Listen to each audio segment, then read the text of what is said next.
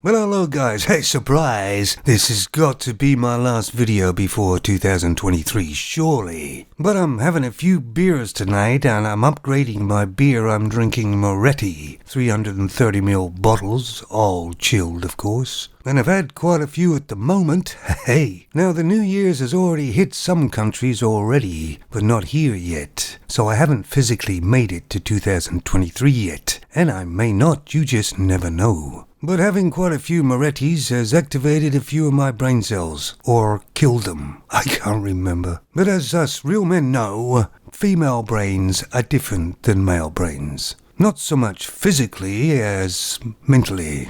Now I do believe the male brain is slightly bigger and slightly heavier, but other than that it looks about the same. But it certainly doesn't work the same, does it guys? Now, if I remember correctly, scientists said that when you're born, the brains are exactly the same. Other than that, the female brain uses both parts of the hemisphere to speak, and we all know that, don't we guys? But if that's true, then that means everything that a man is and thinks, and his brain is because of nurture. So if you bring a boy up as a female, just nurture them as a female, they'll have a female brain. They just won't talk as much. No, that doesn't work in my book. But there are other things at play, aren't there? First of all, the man has mostly testosterone running through his body, and I've got testosterone running through mine, and even though I'm a very old man, it's pumping through really well, and I really wanna, oh yeah. And feminine brains have estrogen. Well, at least estrogen in a higher number than a man. And what do we know about testosterone? Well, it can make you angry. When they take it, these steroids and everything else, you can get roid rage, can't you? And of course it can help build muscle. But man needed that thousands of years ago. When he was in a fight, he needed that extra energy, that extra aggression. And a lot of times he still needs it today. I mean, you just take a look at a Spanish bull, say for instance. I mean, look how goddamn angry he is. And nobody's fucking pissed him off, and he's still pissed off. He kind of looks at everything like saying, who the hell are you looking at? Including cars. But how does it affect the brain? Well, I can see most of the results from testosterone running through the body and estrogen. And I would rather have testosterone running through my body. Because it could be that estrogen just actually fries the brain.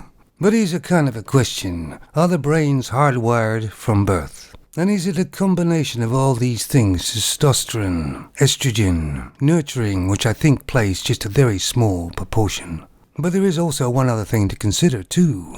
Let's assume you're a boy born, and all of a sudden your father dies. A couple of days after you're born. Very sad indeed. But you grow up anyway, and you get to about 19, 20. And then you meet somebody that actually knew your father. So you actually have quite a good talk together. And that person says that you remind him of your father. You have the same sort of traits. You like the same sort of things. You even look like him.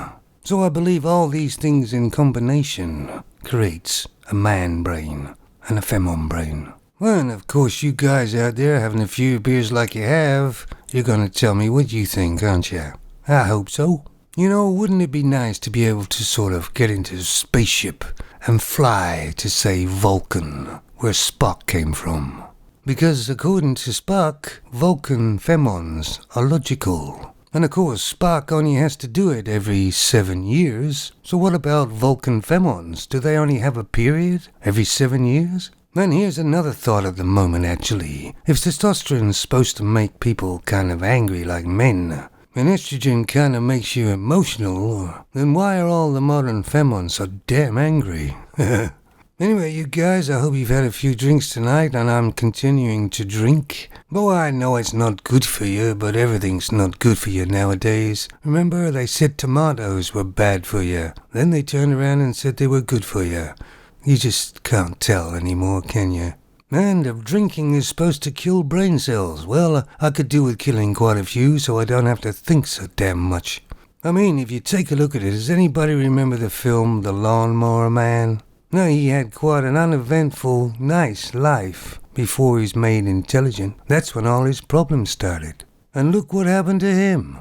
And I believe this will be my last video of 2022 because things are starting to get a little bit blurry.